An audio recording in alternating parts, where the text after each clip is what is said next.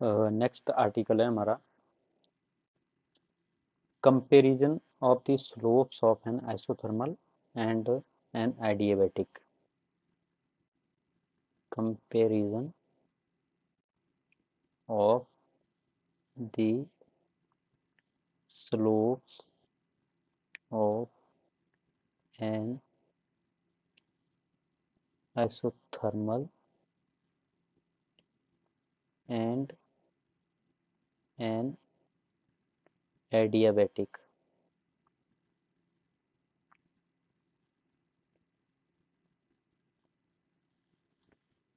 तो इस आर्टिकल में हम आइसोथर्मल कर्व और एडियाबैटिक कर्व की स्लोप्स को कंपेयर करेंगे। तो आइसोथर्मल हमारे पास क्या होता है? आइसोथर्मल हमारे पास P और V के बीच में एक ग्राफ होता है जब हम टेम्परेचर को कांस्टेंट रखते हैं, और उसी तरह से एडियाबैटिक भी हमारे पास P और V के बीच में ग्राफ होता है जब हम प्रोसेस जो है एडियाबैटिक लेते हैं। तो इन P और V, यहाँ पे एडियाबैटिक और आइसोथर्मल का मतलब हमारे पास एक ग्राफ से है, जो ग्राफ की हम P और V के बीच में बनाते हैं। तो अगर हम आइसोथर्मल प्रोसेस लेते हैं तो वो ग्राफ कैसा होगा, और अगर हम एडियाबैटिक प्रोसेस लेते हैं तो ग्राफ कैसा होगा, उसको हम इस आर्टिकल में यहाँ पे देखेंगे। तो पहले लेते हैं हम slope of isothermal. Slope of isothermal.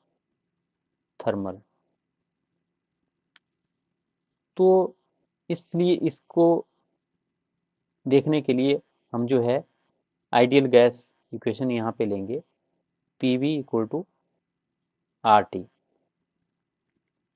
एक मोल गैस के लिए ये हमारे पास आइडियल गैस इक्वेशन होती है, PV इक्वल टू RT। अगर n मोल हैं तो PV इक्वल टू nRT हम लिखते हैं। तो यहाँ पे आइसोथर्मल प्रोसेस है, इसलिए टेम्परेचर भी कांस्टेंट होगा। तो इसलिए हम इस इक्वेशन को PV इक्वल टू K यहाँ पे लिख सकते हैं, क्योंकि T भी कांस्टेंट, R भी कांस्टेंट, तो उनकी मल्टीप्लिकेशन भी एक कांस्टेंट वैल्यू हमारे पास होगी। तो ये जो इक्वेशन हमारे पास यहाँ आई PV इक्वल टू K, इसकी दोनों साइड को हम डिफ्रेंशिएट करेंगे। Differentiating both sides of this equation. तो इस इक्वेशन की दोनों साइड को अगर हम डिफ्रेंशिएट करते हैं तो ये दो वेरिएबल हैं लेफ्ट साइड में, और राइट साइड में एक कांस्टेंट है। तो इसलिए दोनों वेरिएबल की हम डिफ्रेंशिएशन बाई पार्ट्स लेंगे। तो यहाँ पे हमारे पास P into D B plus V into D P will be equal to 0। तो P हम एज इट इज लिखेंगे, V को डिफ्रेंशिएट करेंगे, फिर हम V को एज इट लिखेंगे, P को डिफ्रेंशिएट करेंगे, और राइट साइड में कांस्टेंट है, कांस्टेंट का डेरिवेटिव जो है 0 हमारे पास होता है। और इस इक्वेशन को हम ऐसे भी लिख सकते हैं, P into D B equal to minus V into D P. और अगर हम V into D P left side में ले आएँ तो यहाँ पे minus P into D V, तो दोनों साइड को हमने इंटरचेंज किया, लेकिन साइन माइनस हमने राइट साइड में रखा। तो V into D P equal to minus P into D V हमारे पास बनेगा। तो इसलिए डी पी बटा डी वी ये हमारे पास जो है माइनस P बटा V के बराबर आएगा। तो हमने क्या किया, dv को dp के बटे में ले आए और इस v को माइनस p के बटे में ले गए। तो ये हमारे पास यहाँ पे equation I dp by dv। तो ये जो इक्वेशन है हमारे पास, ये हमारे पास जो है आइसोथर्मल की स्लोप होगी। स्लोप कैसे होगी, अगर हम यहाँ पे एक ग्राफ बनाते हैं वॉल्यूम के बीच में और प्रेशर के बीच में। वॉल्यूम को हम एक्स एक्सिस की तरफ रखते हैं और प्रेशर को हम यहाँ पे वाई एक्सिस की तरफ रखते हैं। तो अगर हमारे पास कोई कर्व आता है तो उस कर्व में हमारे पास जो डी पी और डी बी हम यहाँ पे ले सकते हैं जैसे कि हमारे पास D Y upon D X जो है स्लोप होती है, तो डी वाई यहाँ पे मतलब कि डी पी और डी एक्स यहाँ पे मतलब कि डी वी। तो ये हमारे पास इस तरह से हम बोल सकते हैं कि ये हमारे पास जो आइसोथर्मल की स्लोप होगी जो कि माइनस पी बटा वी के बराबर हमारे पास होगी। तो ये तो आगे स्लोप ऑफ आइसोथर्मल। फिर इसका दूसरा पार्ट हम यहाँ पे करते हैं, वो है हमारे पास स्लोप ऑफ एन एडियाबेटिक। तो एडियाबेटिक कर्व की स्लोप हम यहाँ पे निकालेंगे। तो एडियाबेटिक प्रोसेस के केस में हमने इक्वेशन ली हुई है या निकाली हुई है, P V rate power gamma equal to constant. तो ये हमारे पास जो एडियाबेटिक प्रोसेस के केस में इक्वेशन हमारे पास होती है। तो इस इक्वेशन की भी दोनों साइड को हम यहाँ पे डिफ्रेंशिएट करेंगे, जैसे हमने आइसोथर्मल के केस में की थी, P V equal to R T को डिफ्रेंशिएट किया था। यहाँ पे P V rate power gamma equal to K को यहाँ पे डिफ्रेंशिएट करेंगे। तो यहाँ पे हम लिखेंगे differentiating both sides of this equation.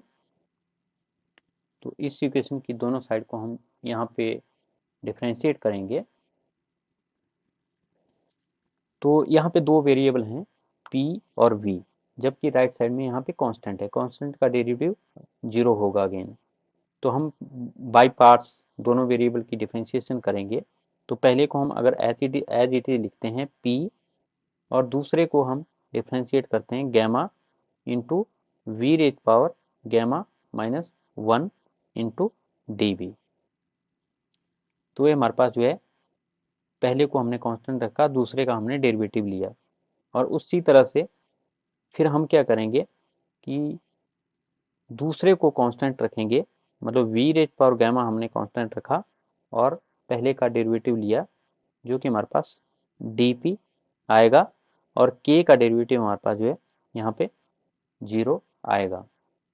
और इस इक्वेशन को अब हम उसी तरह से लिख सकते हैं कि V gamma into D P हमने इस साइड रखा, और जो minus P gamma V gamma minus 1 into D V है, इसको हम राइट साइड में ले गए। क्योंकि राइट साइड में 0 है तो इसलिए दूसरी साइड, ये पहले वाली टर्म दूसरी साइड में जाके माइनस हो जाएगी। तो ये हमारे पास इस तरह से यहाँ पे आएगा। और जब ये हमारे पास आ गया तो इसमें भी हम D P by D V निकाल सकते हैं। तो D P by D V, यहाँ पे हमारे पास डी पी हमने इधर रखा, डी वी हम राइट साइड से नीचे ले आए, और जो इधर का वी गैमा है वो आपका राइट साइड के बटे में चला जाएगा। तो यहाँ पे हमारे पास minus P gamma V raise power gamma minus 1, और यहाँ पे डी वी हम जो है लेफ्ट साइड में ले आए हैं। और जो यहाँ पे लेफ्ट साइड में वी रेज पावर गैमा था उसको भी हम राइट साइड में ले आए। तो राइट साइड पे लाके ये हमारे पास V raise power minus gamma हो जाएगा। क्योंकि ये वैसे तो बटे में जाएगा, लेकिन बटे में अगर हम उसको ऊपर ले जाएंगे तो ये माइनस बन जाएगा, V raise power minus gamma.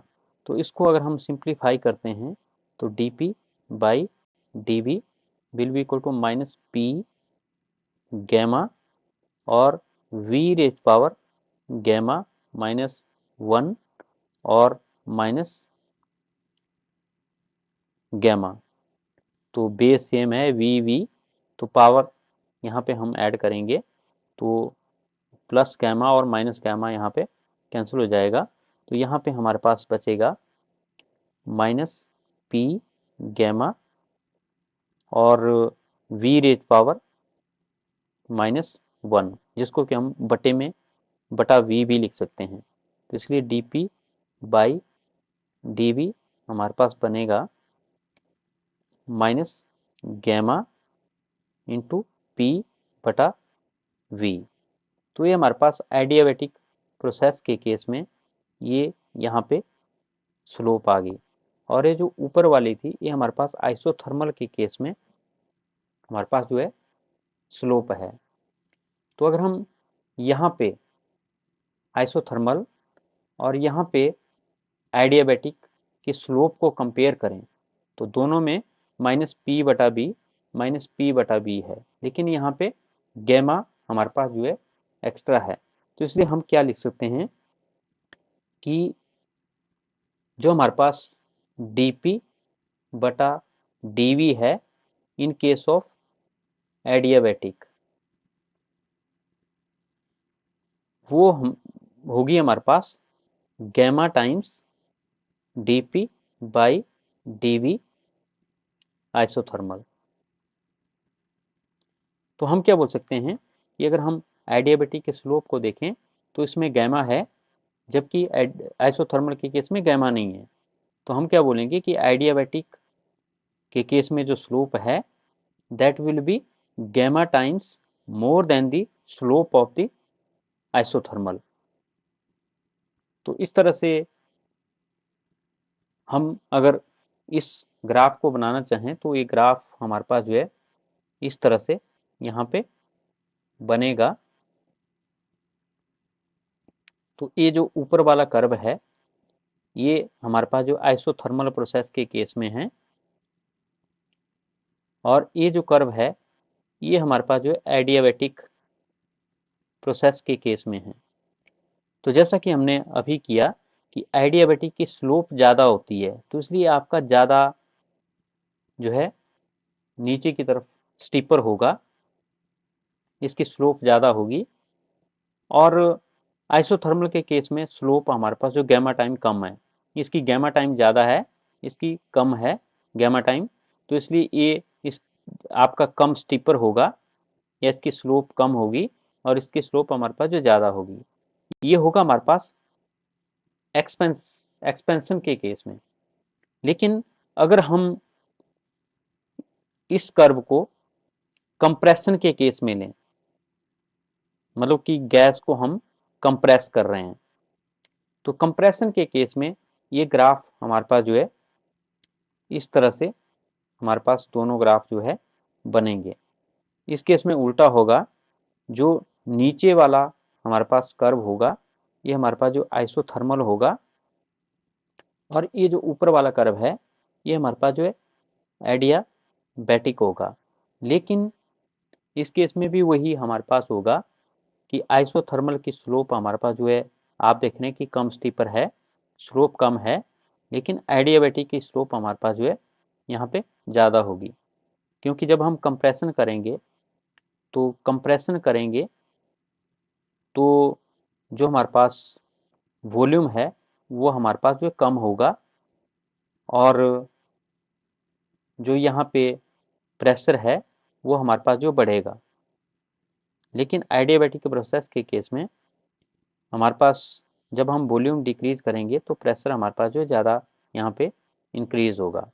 तो इस तरह से हम बोल सकते हैं कि ये दो कर्व हमारे पास आते हैं, जो कि एक एक्सपेंशन के केस में है और ये वाला हमारे पास जो है कंप्रेशन के केस में है। तो एक्सपेंशन के केस में एडियाबैटिक वाला जो है ऐसे पीछे वाली साइड को आएगा और आइसोथर्मल जो है आगे रहेगा। लेकिन कंप्रेशन के केस में जो आइसोथर्मल है वो आपका लोअर साइड में रहेगा और एडियाबैटिक हमारे पास जो अपर साइड में रहेगा। लेकिन स्लोप एडियाबैटिक की ही दोनों केसेस में हमारे पास जो ज़्यादा होगी, क्योंकि ये हमने मैथमेटिकली ड्राइव किया हुआ है कि slope in case of adiabatic process is gamma time more than the slope in case of isothermal process।